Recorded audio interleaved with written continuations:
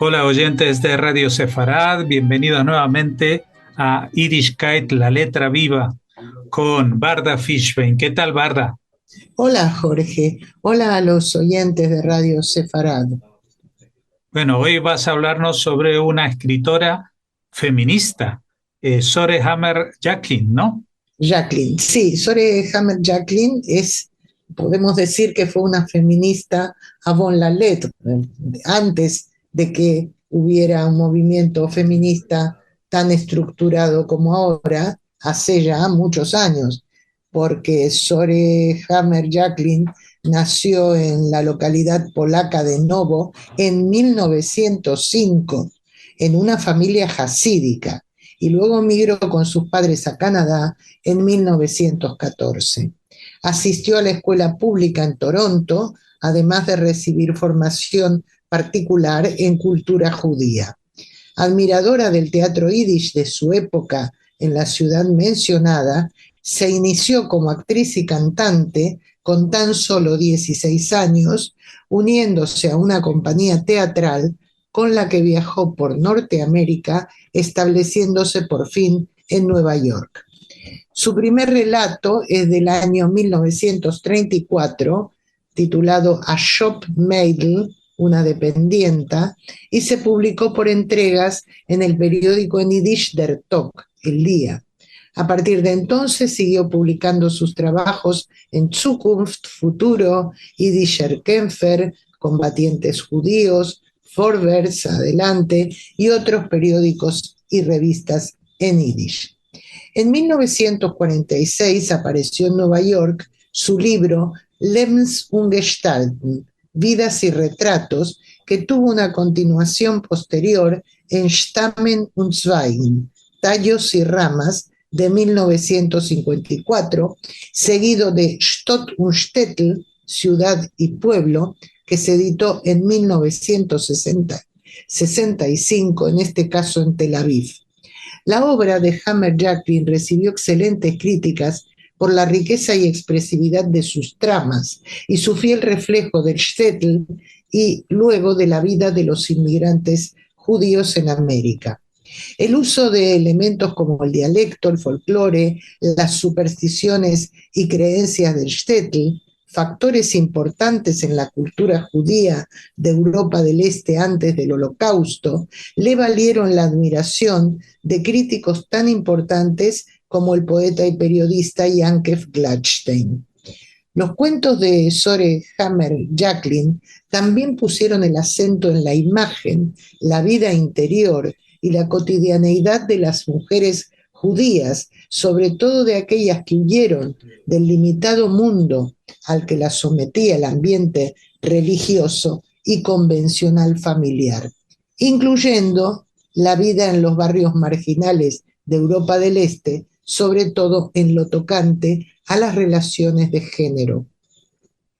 Asimismo, sus historias nos presentan una variedad de caracteres inmigrantes que aún añoran espiritualmente el viejo hogar, tratando de integrarse a la vez en el nuevo mundo y viendo cómo la religiosidad constituye un obstáculo para dicha integración, al igual que es un motivo de rebelión para la generación de sus hijos.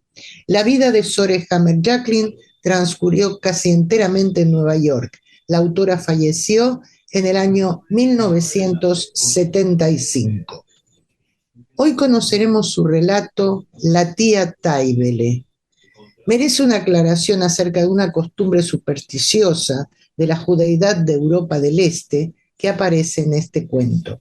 Se trata de la idea de que para combatir una plaga, una epidemia, había que cazar en el cementerio, bajo un palio, una jupe, pero de color negro, a personas desfavorecidas, ya fueran indigentes o personas con limitaciones físicas o intelectuales. El gran maestro literario de la moderna literatura en Yiddish, Mendele Moichersforim, también trató esta costumbre en su novela Fischke der Krummer, Fischke el Cojo. Y paso yo ya a contar el cuento La tía Taibele. La tía Taibele vino de Novorodomsk a Voishnicha, perdón, vino a Novorodomsk desde Voishniца. En realidad teníamos con ella un parentesco bastante lejano, pero toda la familia la llamaba tía. En nuestra casa siempre se hablaba de la tía Taibele. La abuela solía viajar a menudo a Voishniца para visitarla a ella y a su marido y ver si la joven pareja tenía comida para llevar a la mesa. Nos decía que Moishe Haim, el marido de Taibele, se quejaba de que su esposa era un verdadero azote público, una mujer perversa, una arpía. Y Taibele decía que su marido era un glotón y un borracho que necesitaba un tentempié para ir a rezar. Y lo peor, que era un grandísimo juerguista. La abuela siempre se ponía del lado de tía Taibele. No tuvieron hijos. 10 años después de haberse casado, el marido pidió el divorcio, un divorcio amargo, y entonces ella se vino a vivir con nosotros, su familia. La recuerdo perfectamente, alta y delgada, con un rostro pálido, como enfermizo, y una larguísima nariz, pero sus ojos eran hermosos, oscuros. Durante la semana usaba una peluca negra. Los sábados y días festivos se ponía un sombrero adornado con plumas y cuentas de colores. Parecía mucho mayor que los 34 años que tenía. Rara vez se reía, donde quiera que estuviera se la veía enfadada y hosca, llena de quejas contra el mundo y su ex marido. Solamente estuvo con nosotros 2 semanas, durante las cuales empleó el tiempo en buscar un apartamento para ella, donde comenzó un comercio de jabón. Una vez a la semana, el día de mercado, disponía un pequeño puesto para exhibir su jabón artesanal y lo vendía a las señoras. Durante el resto de la semana, cortejaba a clientas que vivían en casas lujosas y les vendía jabones fragantes y exóticos. Nunca tomaba prestado nada de nadie, pero también odiaba pagar de su propio bolsillo. Este negocio, el del jabón, era su fuente de ingresos.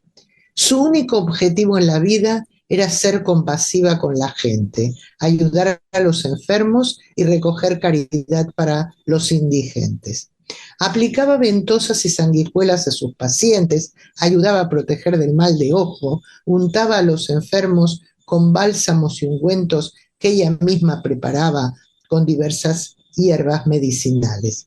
La tía Taibele jamás se perdía un funeral. Solía llorar y acompañar el cadáver hasta el cementerio.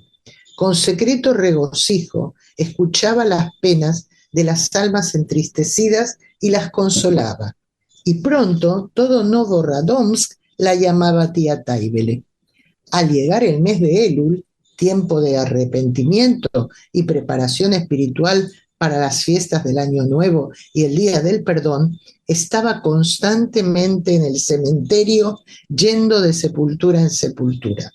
Apenas se enteraba de que se había erigido una nueva lápida, abandonaba del todo sus asuntos y se dirigía directamente al lugar sagrado.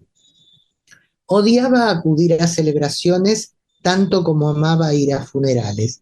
Para ella, ir a una boda o a una circuncisión era un castigo. En las fiestas solía sentarse medio oculta en un rincón y miraba a los felices miembros de la familia con un gesto agrio. Le crispaba los nervios ver la alegría de la gente joven, radiante de felicidad, y solía abandonar el sitio discretamente. El primer año de su estancia en nuestro shtetl, la gente trataba de buscarle pareja, pero ella no quería saber nada de eso. Le encontraba defectos incluso al mejor de los hombres, de modo que la familia abandonó toda esperanza de que la tía Taibele volviera a casarse. Ella aceptaba conocer a todos, pero no intimaba con ninguno. Tenía solamente una amiga, Hane Leye, una anciana llorosa, viuda y madre de un hijo enfermo. Las penas de la otra mujer mantenían cautiva a tía Taibele. Cuidaba del enfermo con gran piedad y atención y los ayudaba en todo lo que podía. De repente, la fortuna le sonrió a Hanneleye. Se casó con un agradable anciano, viudo también, que tenía su propia tienda de comestibles, un medio de vida muy sólido, de modo que Hanneleye empezó a disfrutar de prosperidad. Tía Taibele ya no necesitaba sentir compasión por ellos y eso enfrió la amistad. ¡Qué extraño! Ya no quiso ver a su única amiga y ni siquiera oírla nombrar. Dijo que la otra mujer no hacía más que jactarse, fanfarroneaba, dijo. Tras el final de su relación con Hanneleye, la agenda social de tía Taibel en el cementerio se volvió aún más cargada. Nos habló acerca de ir a la casa de la esposa del enterrador, que estaba postrada en la cama, muy enferma. Le aplicó ventosas, le dio a beber un remedio casero, cocinó para ella y su marido, pero la mujer enferma no mejoró. Tras 10 meses de enfermedad, falleció. Tía Taibele lloró amargamente su muerte, se arrojó sobre la tumba y clamó pidiendo perdón. Exactamente un año después, tía Taibele se casó con el enterrador, un hombre vigoroso, pero sucio y desaliñado, con una casa descuidada. El shtetl entero especulaba acerca de cuánto duraría esa pareja. Creían que sería tanto como el tiempo que va del ayuno de Esther a la festividad de Purim, es decir, no más de un día. Pero pronto estuvo claro que la unión había sido concertada en el cielo, como se dice de los matrimonios felices. La boda infundió una nueva vida en tía Taibele. Sus mejillas adquirieron una saludable tonalidad rosada. Su sempiterno semblante agrio se volvió radiante, reemplazó todos los elementos del hogar, tiró las viejas camas y compró unas nuevas, frotó los candelabros de bronce hasta que brillaron, colgó cortinas nuevas, fregó, pulió y blanqueó las 2 habitaciones de la vivienda. De repente se convirtió en una auténtica ama de casa y además su marido iba limpio y con un aspecto acicalado. Cocinaba y horneaba. También trabajaba junto a su esposo en el cementerio, acompañando a cada nuevo cadáver, sin dejar nunca la tumba hasta que hubiera caído la última palada de tierra sobre ella. Su mayor alegría era andar entre las tumbas durante los verdes días del verano. Recortaba las malas hierbas con un par de tijeras y atendía las sepulturas de los hombres justos con gran cuidado. En el transcurso de un año conocía la ubicación de casi cada tumba y podía ayudar a cualquiera que se hubiera perdido a hallar el sitio correcto.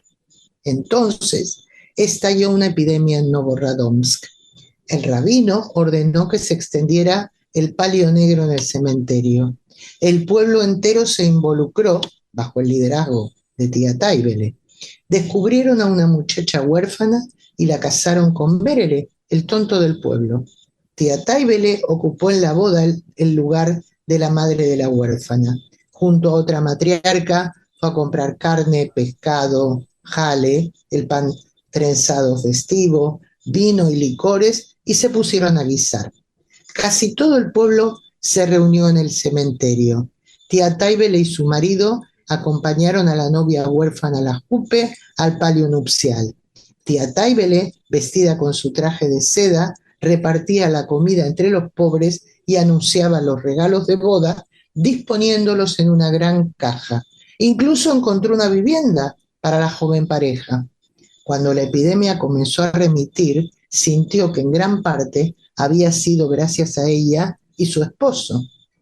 En los inviernos, cuando caían grandes nevadas y en su tejado se formaban enormes carámbanos, corría sus blancas cortinas y disfrutaba mirando las tumbas a través de la ventana. Podía estarse así sentada durante horas contando cuántos cadáveres se habían acumulado desde el verano. Y así, tía Taibele vivió sus años felizmente junto al esposo en su reino, el cementerio. Ya ves, Jorge, la semblanza que hace esta autora, Sore Jacqueline, sobre estas mujeres tradicionales del shtetl. Y realmente una descripción que resulta muy curiosa. Muchas gracias, Barda, por habernos traído este fragmento de Sore Hammer Jacqueline y esperamos dentro de 2 semanas volver a contar contigo para seguir hablando de estas letras vivas del Yiddishkeit. Muy bien, Jorge, hasta entonces.